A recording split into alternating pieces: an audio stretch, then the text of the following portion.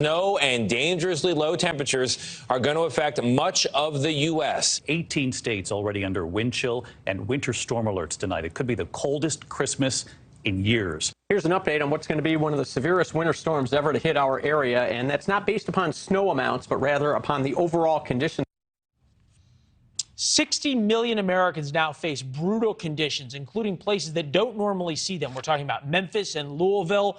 In the bullseye, almost every last-minute Christmas package will go through the UPS and FedEx hubs there, not to mention the airline hubs at Atlanta, Chicago, and Detroit could shut down. This is Thursday. Friday gets worse as things go across, and then all the way into New York, Washington, and the like. The blizzard conditions and brutal cold will extend far south. Think near zero and below zero wind chills in states like Tennessee, as you see there, down through Indianapolis, into North Carolina.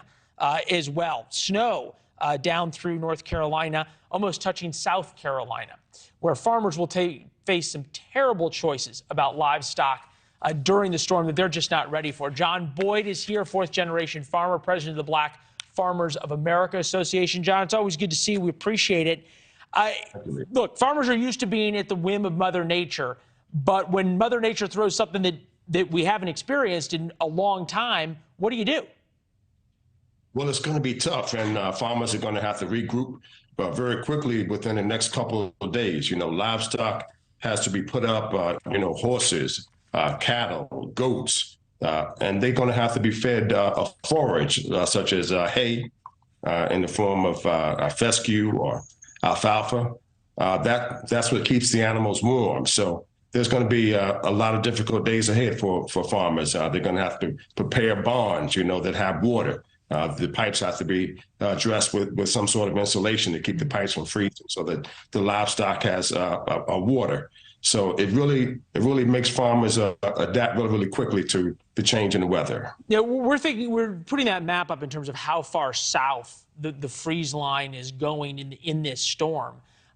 Some of the video we saw, we all remember. Now it's always freeze potential as far south as Atlanta, all the way through South Carolina. There's a lot of farmers who aren't even have what you're talking about available, right? That's right. And that's what farmers are going to have to adapt to, what I was saying. So, a lot of farmers actually feed to livestock, but that's not what's going to keep animals warm with these drooling low temperatures. They have to be fed a forage that I explained, such as, a hay, some sort of hay that keeps livestock warm. They have to be brought into some sort of barn, like in the next couple of days, I'm going to be bringing my... I'm thinking, you and I have talked for a long time now about what farmers have been going through over the past year in terms of prices and in terms of what that means for food supply and the like. There's a lot of farmers that they lose a herd or they lose a crop of chickens. There's nothing they can do. This is the end. There's nothing you can do if you lose your whole flock of chickens. Some of these poultry houses hold 15, 20,000 chickens in them, and these low temperatures can take out your whole flock.